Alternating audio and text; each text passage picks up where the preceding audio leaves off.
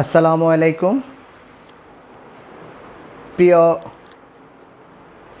বিশেষ পরীক্ষার্থী ভাই বোনেরা, প্রীতি ও শুভেচ্ছা নেবেন। আপনাদের 50তম বিশেষ প্রিলিমিনারি পরীক্ষা সার্কুলার খুব শীঘ্রই হতে যাচ্ছে। আপনারা এরই মধ্যে পরীক্ষার প্রস্তুতি নেওয়া শুরু করেছেন। তো যেহেতু সিলেবাসে আমাদের মেন্টাল অ্যাবিলিটি বা মানসিক দক্ষতার উপর 10 মার্কস রয়েছে, তো এই 10 মার্কসের জন্য আপনাকে আসলে একটু বেশি কষ্ট করতে হবে। যারা আমরা সায়েন্স ব্যাকগ্রাউন্ডের হলে যে সে সব পারবে তা না, তাকেও এগুলো প্র্যাকটিস করতে হবে। কারণ অল্প সময়ের মধ্যে কিভাবে অধিক সংখ্যক অঙ্ক খুব মুহূর্তের মধ্যে আমরা সলভ করতে পারি। একটা অঙ্ক দেখা যায় সলভ করা যাবে, কিন্তু সেটা যদি অনেক সময় লাগে তাহলে কিন্তু অ্যাকচুয়ালি আমি প্রতিযোগিতা থেকে পিছিয়ে যাব। কারণ আমার অনেক সময় লাগতে পারলে সেটা কিন্তু আসলে আমার জন্য টাইম কিল হবে। এই জন্য আমাদের প্রথম সত্যি হচ্ছে, আমি যেই গ্রুপেই পড়ি না কেন, সায়েন্স, আর্টস, কমার্স, আমাকে এগুলো সলভ করার জন্য শর্টকাট টেকনিক এবং সূত্র জানতে হবে। তো আমরা আপনাদের ইনশাল্লাহ পরীক্ষার আগ পর্যন্ত আমরা মেন্টাল অ্যাবিলিটির যে ক্লাসগুলো আছে আমরা ধারাবাহিকভাবে দিয়ে যাব। আপনারা যারা আমাদের চ্যানেলে নতুন, যে যেখান থেকে আমাদের এই চ্যানেলটিকে দেখছেন, আমরা সবাইকে স্বাগতম জানাচ্ছি। আমরা সবাইকে আমাদের সপ্তডিঙ্গা টিউটোরিয়ালের পক্ষ থেকে স্বাগতম জানাচ্ছি। এবং যারা নতুন তারা আমরা একটু রিকোয়েস্ট করবো তারা যেন আমাদের চ্যানেলটিকে সাবস্ক্রাইব করে আমাদের সাথে থাকে। অ্যাকচুয়ালি মেন্টাল অ্যাবিলিটিটা একটু কঠিনই, কারণ এটাতে অনেক কিছু জানতে হয়। সে একটা সায়েন্স স্টুডেন্ট হলে যে সব পারবে ব্যাপারটা এরকম না। তাকেও প্র্যাকটিস করতে হবে, তাকে সূত্র জানতে হবে, শর্টকাট টেকনিকগুলো শিখতে হবে, কীভাবে করতে হবে সেগুলো জানতে হবে। এই জন্য আমাদের যেহেতু হোয়াইট বোর্ডে জায়গার সংকুলন কম, আমরা দেখি টাইপ আকারে আমরা ক্লাসগুলো দিতে পারি কিনা। আসলে এইভাবে বেশি প্রবলেম সলভ করা যায় না, দেওয়া যায় না প্রবলেমগুলো। তো আমরা ইনশাল্লাহ চেষ্টা করব ওইভাবে টাইপ করে প্রত্যেকটা প্রশ্ন সলভ করে আপনাদেরকে দেওয়ার জন্য, যাতে আপনারা সহজেই এখান থেকে দেখে নিয়ে উপকৃত হতে পারেন। সরি। তো আজকে আমরা এখানে 8টি প্রশ্ন নিয়েছি, আমরা 8টি প্রশ্ন সলভ করব। প্রথমে শুরু করি 8 নম্বর দিয়ে।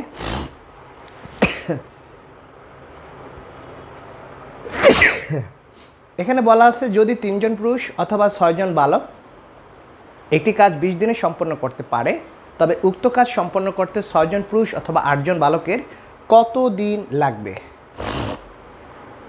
তো এটা একটা ঐকিক নিয়মের অঙ্ক। আমরা হয়তো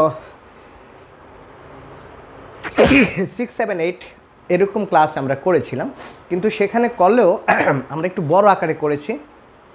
যেমন 3 জন পুরুষ অথবা 6 জন বালক কাজটি করে 20 দিনে। পরে একটাকে ঠিক রাখছি, 3 জন পুরুষ, এটা জায়গায় 1 জন পুরুষ লিখেছি, অথবা 6 জন লিখেছি বালক। পরে আবার 6 জন পুরুষ কত, এইভাবে একটা ঠিক রাখছি, পরে আবার ওইটাকে এই পাশেটা ঠিক রেখে পরে ওইটাকে আমরা সলভ করেছি। কিন্তু এইভাবে আসলে করতে গেলে অনেক সময় দরকার হয়। এই জন্য আমরা প্রথমে আজকে একটা শর্টকাট ট্রিক্স দিয়ে অঙ্কটা শুরু করব। দেখি আমরা কিভাবে এই শর্টকাট ট্রিক্স দিতে পারি। ও আরেকটা ব্যাপার, আমরা জানি যে মেডিকেল ভর্তি পরীক্ষায় যেটা সামনে আসতে যাচ্ছে 2025-26 শিক্ষাবর্ষে যারা মেডিকেল ভর্তি ইচ্ছুক, তাদের এখন আমরা জানতে পারলাম যে নতুন একটা নির্দেশনা এসেছে যে তাদের মানবিক এবং মানসিক দক্ষতা সম্ভবত এরকম একটা টপিক্সের উপর পরীক্ষা হবে। তো এই টপিক্সটা পড়তে গেলে কিন্তু জাস্ট আমাদের যেই মেন্টাল অ্যাবিলিটি, আমার মনে হচ্ছে এই ধরনের অঙ্কই থাকবে, ছোট ছোট অঙ্ক। জাস্ট এগুলো সে সলভ করতে পারে কিনা, উপস্থিত বুদ্ধি অথবা বিভিন্ন পাজলস গেমসের মতো এরকম কিছু অঙ্ক দিয়ে দিবে যে সলভ করো। আসলে এই মুহূর্তে এরকম একটা সিদ্ধান্ত আসলে ছাত্রদের জন্য অনেক একটা ব্যাঘাতের একটা ব্যাপার, যেখানে বিশেষ পরীক্ষার্থীরাই কয়েক মাস ধরে এটার প্রস্তুতি নিয়ে তারপরে পরীক্ষায় দেখা যায় যে সবগুলো কমন ফেলতে পারে না, বা পারলেও অ্যান্সার করে আসতে পারে না। তো এখন এইভাবেই আমরা ফিজিক্স, কেমিস্ট্রি, বায়োলজি, তারপরে সাধারণ জ্ঞান, ইংরেজির একটা বড় চাপ রয়েছে তাদের। তার উপর আবার যদি মেন্টাল অ্যাবিলিটিটা দিয়ে দেওয়া হয়, তাহলে অ্যাকচুয়ালি কী হবে? অ্যাকচুয়ালি তাদের উপর অনেক বার্ডেন হবে। যদিও এটা যারা ভালো তারা তো অবশ্যই ভালো, তারা ভালো করবে, তাদের জন্য আরও ভালো হয়েছে, তাদের জানার পরিধি আরও বাড়বে, তারা প্রস্তুতিটাকে আরও সুন্দরভাবে নিতে পারবে। কিন্তু আমি যদি ওভারঅল চিন্তা করি, যারা অ্যাভারেজ স্টুডেন্ট, তাদের জন্য আসলে কিন্তু ব্যাপারটা অনেক একটা লোড হয়ে গিয়েছে। আর সবচেয়ে বড় কথা হলো যারা সেকেন্ড টাইমার, যারা দ্বিতীয়বার প্রস্তুতি নিচ্ছে, তাদের জন্য জিনিসটা কিন্তু অনেক একটা ব্যাঞ্চারিং, অনেক একটা ঝুঁকিপূর্ণ হয়ে গিয়েছে। কারণ তারা অনেক অপেক্ষায় আছে যে এই পরীক্ষাটা ফিজিক্স, কেমিস্ট্রি, বায়োলজি, ম্যাথের উপর ভালো করবে। তারা অনেক দিন ধরে প্রস্তুতি নিচ্ছে, 1 বছর ধরে দীর্ঘ, এবং এবারে তাদের লাস্ট টাইম। কিন্তু এই মুহূর্তে যদি নতুন একটা সিদ্ধান্ত চলে আসে, তাহলে একটা নতুন স্টুডেন্টের কাছে যেরকম আর একটা সেকেন্ড টাইমারের জন্য একই, সুতরাং সে কিন্তু ক্ষতিগ্রস্ত হয়ে গেল। এই জন্য আমরা মনে করব আমাদের এই ক্লাসগুলো একদম মেডিকেল ভর্তি পরীক্ষার আগ পর্যন্ত যদি কেউ দেখে, আমরা ধারাবাহিকভাবে ইনশাআল্লাহ ক্লাস দিয়ে যাব। যত অসুস্থ থাকি না কেন চেষ্টা করব ক্লাসগুলো দেওয়ার জন্য, এবং শর্টকাট ট্রিক্স যদি কেউ ফলো করে ইনশাআল্লাহ পারবে। তো আমরা শুরু করি, আমরা কথা না বাড়াই। প্রথমে বলছে যদি 3 জন পুরুষ, তাহলে এটা সলভ করবে কিভাবে? আমি একটা শর্টকাট ট্রিক্স যদি এখানে লিখি, যেমন এখানে কি আছে? পুরুষ। আমি প্রথমে এখানে লিখব পুরুষ, তারপরে এখানে কি আছে? এখানে দেওয়া আছে বালক, আমি এখানে লিখব হচ্ছে বালক, আর এখানে দেওয়া আছে কি দিন, কত দিন সেইটা। তাহলে উপরে আমি হিডিংটা লিখব যারা যারা আছে। এখানে আছে কে কে? এখানে আছে পুরুষ, আছে বালক এবং আছে দিন। তাহলে আমরা যদি একটু দেখি, প্রথমে পুরুষ আছে 3 জন, বালক আছে 6 জন, আর দিন আছে 20 দিন। মজার অঙ্ক। উক্ত কাজ সম্পন্ন করতে 6 জন পুরুষ, তাহলে এখানে আমি লিখব 6 জন পুরুষ, আর এখানে 8 না 4, একটু দেখে নেই, এটা আমরা অঙ্ক এবং ইংরেজি একটা প্যাটার্ন একসাথে হয়ে গেছে। এটা ছিল 6 জন পুরুষ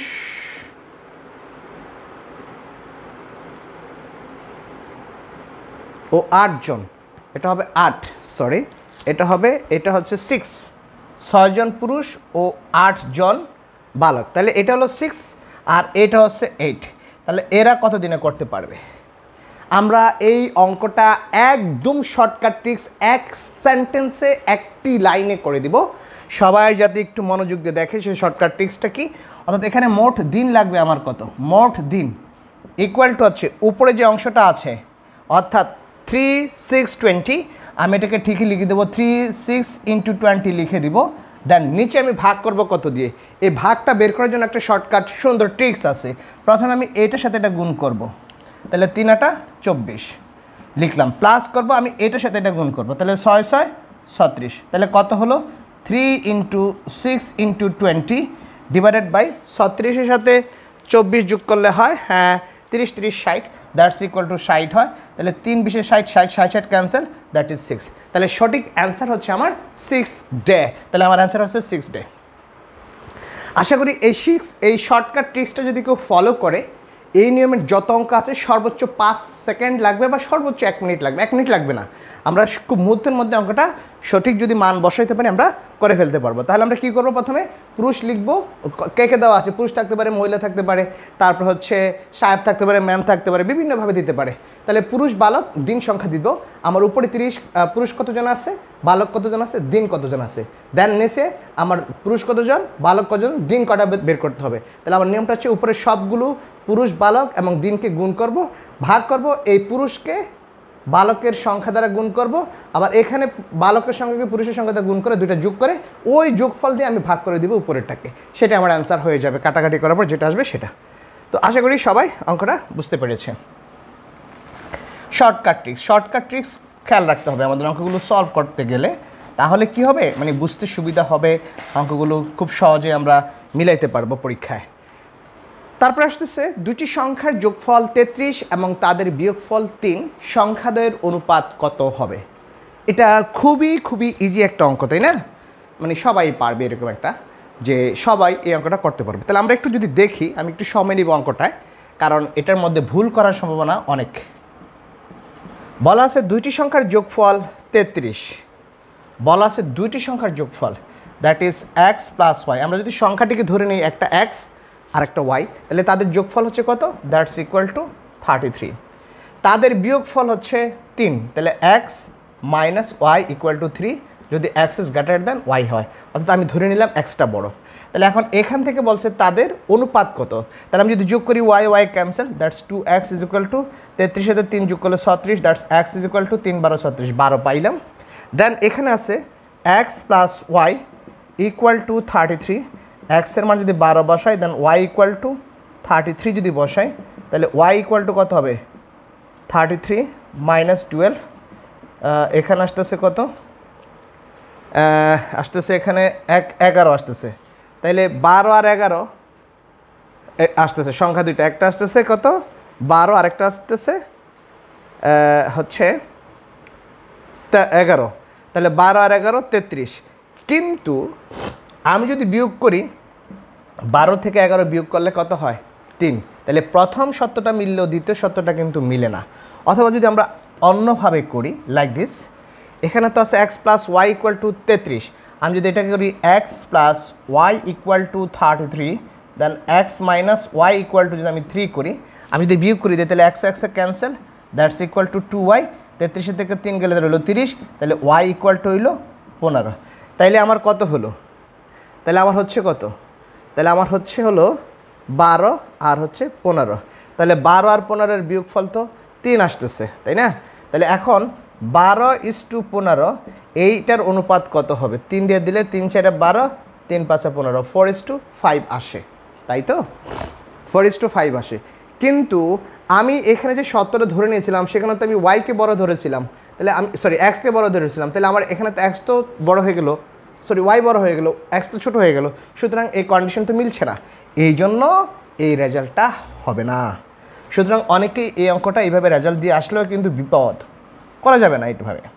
তাইলে কি করতে হবে, দুটি সংখ্যার যোগফল 33 এবং তাদের বিয়োগফল 3, সংখ্যাদের অনুপাত কত, একদম সহজ, একদম সিম্পল শর্টকাট টেকনিক্সে যদি আমরা করি, একটা সংখ্যা এক্স ধরি আর একটা সংখ্যা ওয়াই, কী চেয়েছে, সংখ্যাদের অনুপাত চেয়েছে। এটা সলভ করার প্রক্রিয়া হচ্ছে সংখ্যাদের যোগফল লিখব 33 প্লাস সংখ্যাদের বিয়োগফল লিখব +3 ডিভাইডেড করব 2, অনুপাত সংখ্যাদের যোগফল লিখব 33 মাইনাস সংখ্যাদের বিয়োগফল করব ডিভাইডেড বাই 2।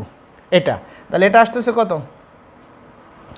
এটা আসতেছে আমার হচ্ছে 36 divided by 2 is to 30 divided by 2, এটা কি না, অর্থাৎ 36 ডিভাইডেড বাই 2 এবং 30 ডিভাইডেড বাই 2 হয় কি না, আমরা যদি একটু অঙ্কটা সলভ করে দেখি।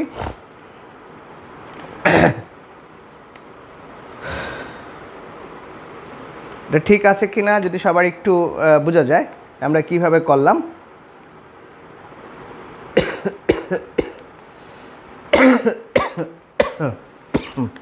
ওকে,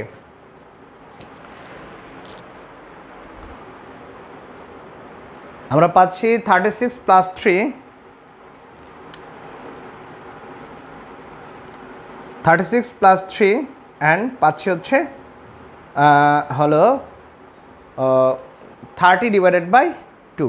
এখন অনুপাতের বেলায় আমরা একই সংখ্যাকে ক্যান্সেল করে দিতে পারি, তাহলে এই 2 ক্যান্সেল, তাহলে রইল কি আমার 36:3, 36:3, তাহলে এটাকে ভাগ করা যায় 6 দ্বারা, 6 দ্বারা ভাগ করলে 6 36, 5 36, দ্যাট 6:5, তাহলে আমার সঠিক অ্যান্সার হবে 6:5, এটা। ওকে, এটা হলো আমার আরেকটা শর্টকাট টেকনিক্স। আমরা এই শর্টকাট টেকনিক্স দিয়ে এরকম অঙ্ক আসলে পরীক্ষায় অ্যান্সার করে দেবো। সংখ্যাগুলোর যোগফল, একটি সংখ্যা যে সংখ্যাদের মানে যোগফল ডিভাইডেড বাই 2 ইন্টু সংখ্যাদের যোগফল মাইনাস সংখ্যাদের বিয়োগফল ডিভাইডেড বাই 2, এই হলো দুটো সংখ্যা। এবার আমার 6 নাম্বার বলছে, যদি একটি সংখ্যা ও একই সংখ্যার 25%-এর পার্থক্য 24 হয় তবে সংখ্যাটি কত হবে। একদমই ইজি অঙ্ক, আমরা এই অঙ্কগুলো ক্লাস করে আসছি 6 7 না আরও, হ্যাঁ এরকমই 6 7-এর অঙ্কগুলো। তো আমাদের এই 6 7-এর অঙ্কগুলো করতে হবে। কিভাবে করব, যদি একটি সংখ্যা ও ওই সংখ্যার 25%-এর পার্থক্য আমার 24 হয়, তাহলে আমরা তো সংখ্যাটি জানি না, let the number be X, অর্থাৎ ধরে নেই সংখ্যাটা হলো এক্স।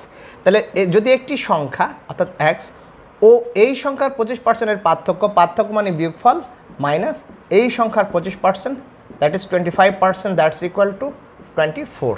তাহলে এখান থেকে এক্সের মান বের করতে হবে, তাহলে X minus X into 25 divided by 100 equal to 24। Then এটা কাটলে 4 5 4 25 100, লসাগু যদি 4 হয় তাহলে এখানে 4x minus x equal to 24। তাহলে এক্সের ভ্যালু কত হবে, এক্স ভ্যালু হবে 4 ইন্টু 24 ডিভাইডেড বাই 3। তাহলে এটা হচ্ছে 3 8 24 4 8 32। তাহলে আমার সঠিক অ্যান্সার হচ্ছে 32, অর্থাৎ বি হচ্ছে আমার কারেক্ট অ্যান্সার। তাহলে যদি একটি সংখ্যা ও একই সংখ্যার 25% পার্থক্য 24 হয়, তবে সংখ্যাটি কত হবে? সংখ্যাটি হবে 32। ওকে, পরের প্রশ্নটা আমরা আসি। এখানে পরে যে প্রশ্নটা দেওয়া আছে আমরা যদি একটু সলভ করি, 5 নাম্বারটা একটু দেখি, যেহেতু আমাদের এখানে জায়গা হয়ে গিয়েছে আমরা একটু জায়গা নিয়ে নিলাম। ওকে, AEJ ZBQ is 2 BFK এইভাবে আছে, যদি হয় তাহলে পরের ইয়াটা কি হবে? তো এই ধরনের অঙ্ক কিন্তু আসলে সারাদিনও যদি করে আসলে মিলানো কঠিন, এই জন্য আগে থেকে প্র্যাকটিস করতে হবে পরীক্ষার আগে, তাহলে বাসায় করে গেলে বুঝতে পারবে যে কী চেয়েছে, কিভাবে করতে হবে। তো এটা করার জন্য আমরা সুন্দর একটা নিয়ম বলে দিব, সেটা হচ্ছে আমরা জানি ইংরেজি যে অক্ষর, সে ইংরেজি অক্ষরগুলো যতগুলো অক্ষর আছে সবগুলো অক্ষর কিন্তু জোড়া জোড়ে আছে। বলে কিভাবে? Like this. আমরা যদি লিখি A B C D E F G H I J K L M, A B C D E F G H I J K L M, then M এর পরে N শুরু করব, N O P Q R S T U V W X Y Z। তাহলে আমরা কি দেখতে পাচ্ছি? চমৎকার একটা নিয়ম কিন্তু, অর্থাৎ আমরা যে আমাদের টোটাল বর্ণমালা কয়টি আছে? 1 2 3 4 5 6 7 8 9 10 11 12 13, 26টি। তাহলে 26 হলে টোটাল 13 জোড়া। 13 জোড়াকে আমরা এভাবে কি করব? ভাঙবো। প্রথমে আছে AEJ, দেখি তো AEJ কোথায় আছে? AE, ওকে। তাহলে আমরা যদি দেখি এই হলো A, আর এই হলো E, এই হলো J। তাহলে আমরা যদি তাদের জোড়াটা দেখি, তাদের জোড়াটা কোথায় আছে? দ্যাট মিনস A এর সাথে জোড়া হচ্ছে আমার Z, A এর সাথে জোড়া হচ্ছে Z, E এর সাথে জোড়াকে, E এর সাথে জোড়া হচ্ছে আমার V, J এর সাথে জোড়াকে, J এর সাথে জোড়া হচ্ছে আমার Q। তাহলে প্রথমটা পেয়ে গেলাম। তারপরে হচ্ছে আমার এটার দরকার নেই, লাস্টে লাগছে BFK। তাহলে এখান থেকে যদি আমরা বের করি BFK, যদি বের করি তাহলে B এর সাথে জোড়া কার?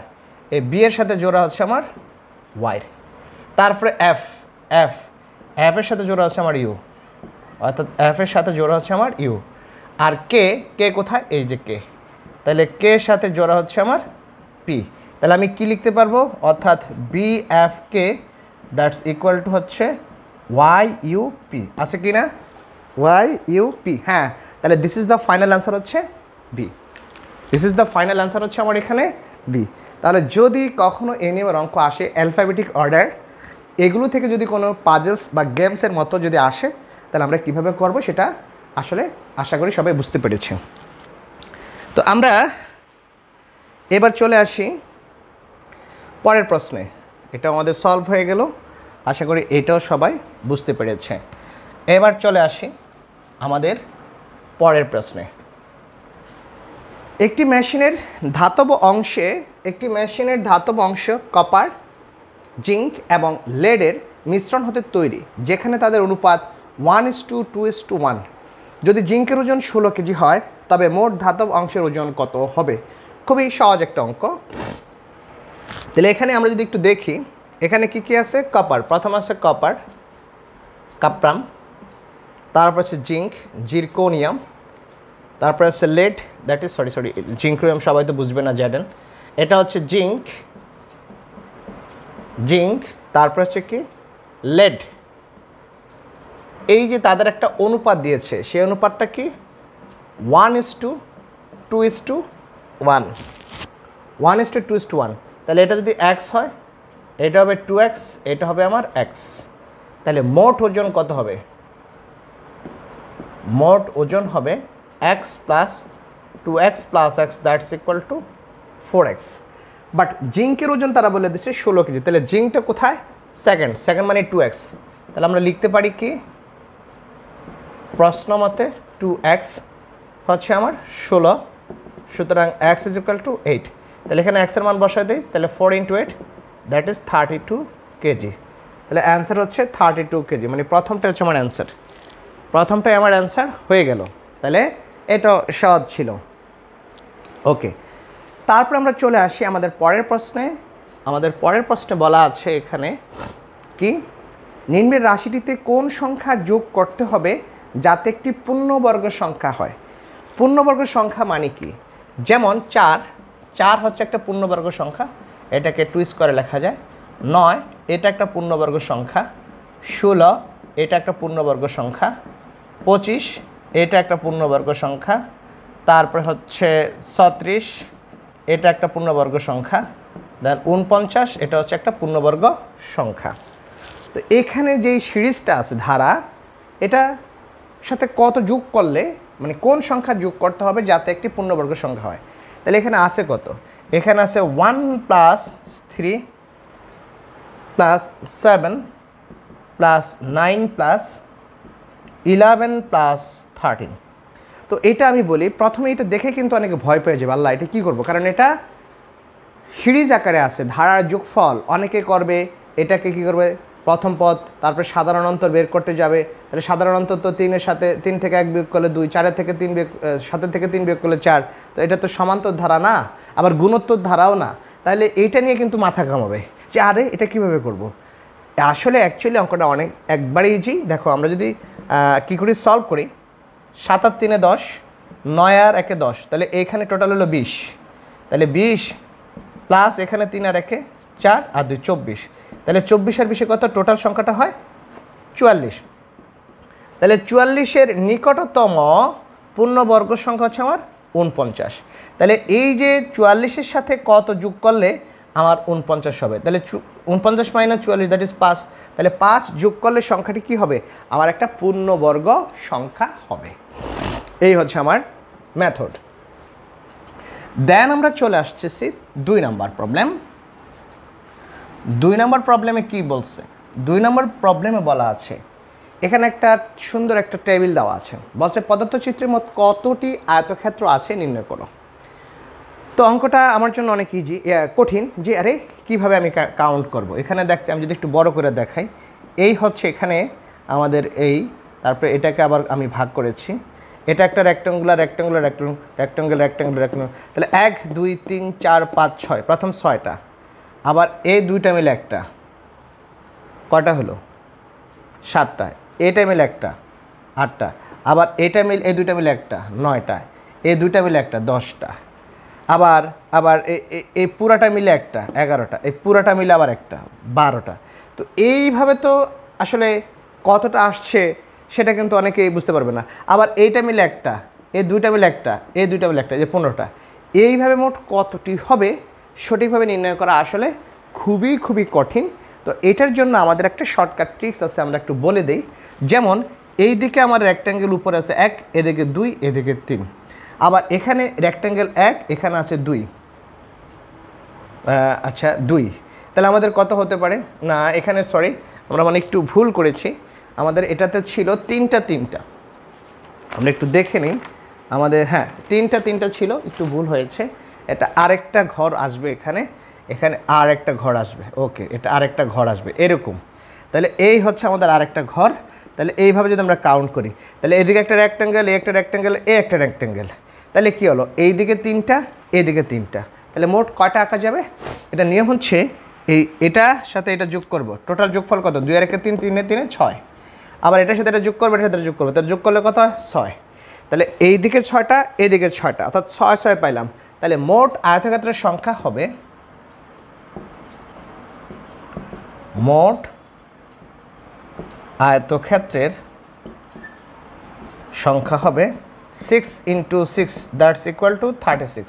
তাহলে এখানে আছে বলে আমরা এটা কেন চেঞ্জ করে নিলাম, আগেরটা দিলে কি করা যেত না, হ্যাঁ আমরা আগেরটা দেখি তো কীভাবে তাহলে করা যাবে। আগেরটা যদি করি, অর্থাৎ জাস্ট এই অংশটুকু আমরা মুছে দিই, তাহলে তো হয়ে গেল। তাহলে এখন দেখি তো এদিকে কত হলো 6, আর এদিকে কত হয় 3, তাহলে 6 × 3 দ্যাটস 3 6 কত হবে, 3 6 হবে 18। এই অ্যান্সার। যেহেতু আমাদের অ্যান্সারটা 18 ছিল না, এই জন্য মনে হতে পারতো যে অঙ্কটা মনে হয় সঠিক না, এই জন্য আমরা দেখে নিলাম, আমরা তুলতে একটু ভুল করেছিলাম। তো এই হচ্ছে আমাদের 2 নম্বর। তাহলে বুঝতে হবে এই ধরনের কোনো প্রশ্ন আসলে বাম দিকে অর্থাৎ উপরের দিকে আমার টোটাল কতগুলো সংখ্যার যোগফল কত হয়, নিচে টোটাল সংখ্যাগুলোর যোগফল কত হয়, তারপরে আমি এই দুটো সংখ্যাকে গুণ করে দিলে টোটাল আয়তক্ষেত্রের সংখ্যা পেয়ে যাব। এটা হচ্ছে আমাদের শর্টকাট ফর্মুলা। দেন আসতেছি আমরা এখানে আরেকটা সুন্দর দিয়েছে কি ধারা। এটা আসলে কোন ধারা? সমান্তর গুণাত্মক ধারা, যেটা আমরা পড়েছি প্রগ্রেশনে, সেরকম কি দেখি। 2, 6, 12, 20, 30 অ্যান্ড 42 বলছে। এর পরের সংখ্যাটা কত? এগুলো বিশেষ পরীক্ষায় খুব বেশি আসে, মেন্টাল অ্যাবিলিটিতে, ব্যাংকের ভর্তি পরীক্ষায় আসে, ব্যাংকের ভর্তি পরীক্ষা বলছি, ব্যাংকের নিয়োগ পরীক্ষায় আসে। 2 থেকে 6 ডিফারেন্স হচ্ছে আমার 4, 6 থেকে 12 ডিফারেন্স হচ্ছে 6, 20 থেকে 12 ডিফারেন্স হচ্ছে 8, 20 থেকে 30 ডিফারেন্স হচ্ছে 10, 30 থেকে 42 ডিফারেন্স হচ্ছে 12। তাহলে দেখা যায় এই 2 এর সাথে 4 যোগ করলে, আমি যদি এই 2 এর সাথে এই পরের এই সংখ্যাটা যদি যোগ করি তাহলে এটা পাই, সরি এটা যোগ হবে, এটার সাথে এটা যোগ করলে এটা পাই, এটার সাথে এটা যোগ করলে এটা পাই, এটার সাথে এটা যোগ করলে এটা পাই, এটার সাথে যোগ করলে এটা পাই। তাহলে 42-এর সাথে এখানে পরের সংখ্যাটা আসবে কত? যেহেতু 6, 4, 6, 8, 10, 12 2 2 করে বাড়তেছে, তাহলে এটা 2 বাড়বে 14 হবে। এবার এই 42-এর সাথে 14 যোগ করলে কত হয়? That's equal to 56। তাহলে আমার সঠিক অ্যান্সার হচ্ছে 56। এটা সঠিক অ্যান্সার হচ্ছে আমাদের 56। আমরা আমাদের এই লেকচার 1-এ আমাদের আরও একটি অঙ্ক আছে, আমরা একটু জায়গা কম থাকার কারণে তুলতে পারিনি, আমরা একটু অঙ্কটা সলভ করে দিচ্ছি। এটা 9 নাম্বার। অবশ্য একই নিয়মের অনেকগুলো অঙ্ক আছে, আমরা সেগুলো নেইনি, আমরা জাস্ট একই নিয়মের একটা অঙ্ক নিয়েছি। আমরা একটু করি, এটা হচ্ছে তাহলে 9 নাম্বার হবে অঙ্কটা, দ্যাটস ইকুয়াল টু 9। 9-এ কী বলা আছে? দুইটি ছক্কাকে যুগপৎভাবে, দুইটি ছক্কাকে যুগপৎভাবে নিক্ষেপ করা হলে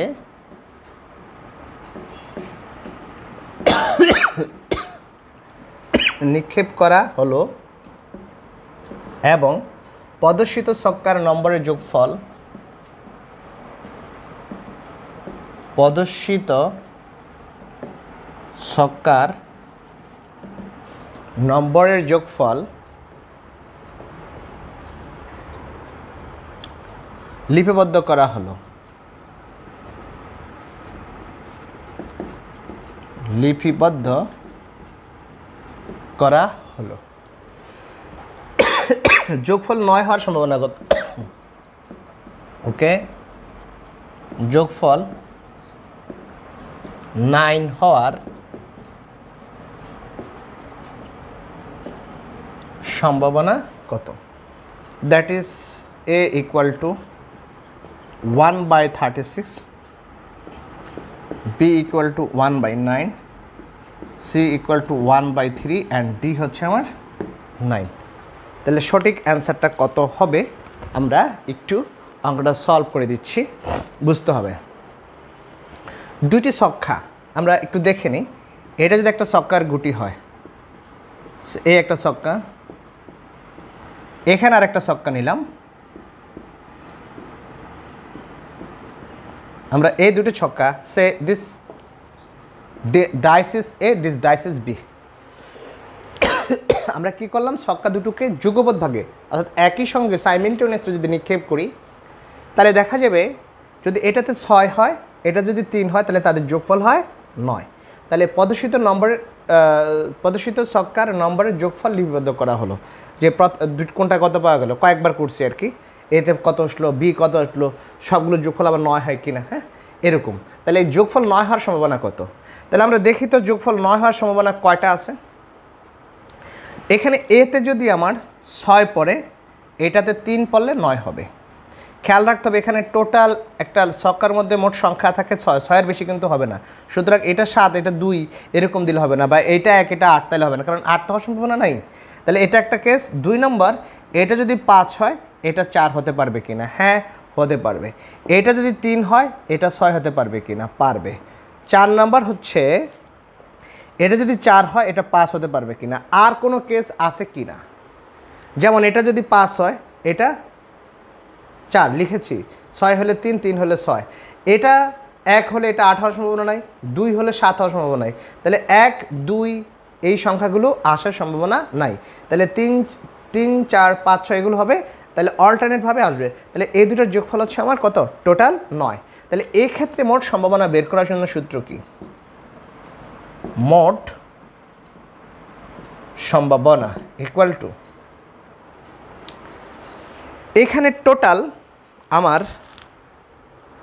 টোটাল কেস কয়টা, টোটাল আছে কয়টা, টোটাল আমার মান আছে টোটাল 6টা, অর্থাৎ টোটাল 6টা আছে। তাহলে এটা 6 হবে, এটা টোটাল সংখ্যা আছে 6, বাট কেস হচ্ছে আমার টোটাল 4, তাহলে 4 ডিভাইডেড বাই 6 ইন্টু 6, অর্থাৎ টোটাল কেস ইন্টু তাদের মোট সংখ্যার যোগফল। অর্থাৎ সূত্রটা এইভাবে লিখতে পারি, total case TC divided by total sum into total সামের গুণফল, অর্থাৎ টোটাল কেস হচ্ছে 4টা, মোট সাম হচ্ছে 6 ইন্টু 6, তাহলে আমরা এটা লিখতে পারি।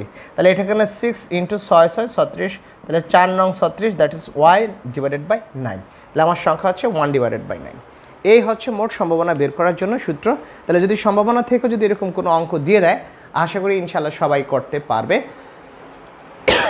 আমরা খুব শীঘ্রই আমরা ধারাবাহিকভাবে আমাদের লেকচার 2, লেকচার 3 এভাবে দিয়ে যাব। আমাদের প্রথম লেকচারে আমরা মোট 9টা অঙ্ক দিয়েছি, 9টার সাথে আরও অনেক অঙ্ক ছিল একই নিয়মের, আমরা অঙ্কগুলো আর আনিনি, একই নিয়মের অঙ্ক আমরা করেছি, অর্থাৎ 18টা অঙ্ক সলভ হয়ে যাবে আমাদের এই শিটে। আমরা 9টা অঙ্কই সলভ করে দিলাম। আশা করি এই নিয়মের অঙ্ক আসলে সবাই পারবে ইনশাল্লাহ।